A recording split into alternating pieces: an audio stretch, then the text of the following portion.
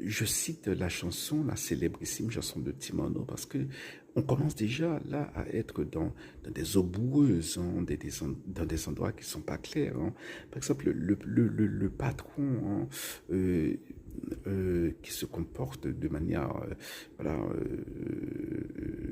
inappropriée, hein, envers la secrétaire ou une employée, une subalterne. Non. Voilà, parfois, voilà, c'est une remarque salace, hein, c'est un regard scabreux, hein, c'est voilà, des blagues lubriques comme ça. Hein, et voilà, et c'est une situation où on fait comprendre à la personne, voilà, que pour avoir le job, hein, bon, il y a des compromis.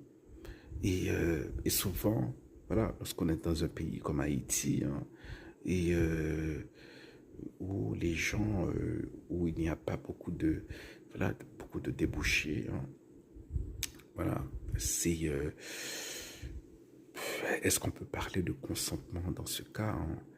Dans ce cas, parce que bon, l'alternative, c'est quoi?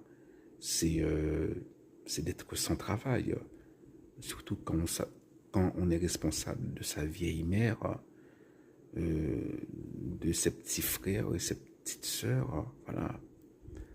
Donc, ouais, c'est dur, hein. C'est dur, voilà.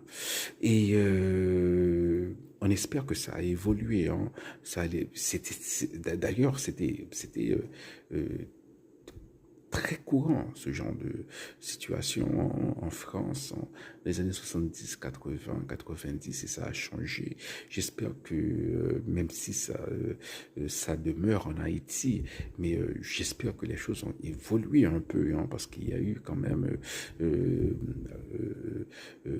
un féminisme qui a fait un travail correct, hein. Alors, par féminisme, je ne parle pas de, voilà, et les femmes qui ont des couleurs dans les cheveux, ça, non, non, non, je parle des gens qui luttent pour les droits des femmes, hein, pour que les femmes aient des droits égaux à ceux des hommes, hein, voilà, que c'est pour ne pas se faire, bon, que les femmes n'ont pas ont le droit de ne pas se faire harceler sexuellement sur le travail, hein, soit par la personne, soit par leur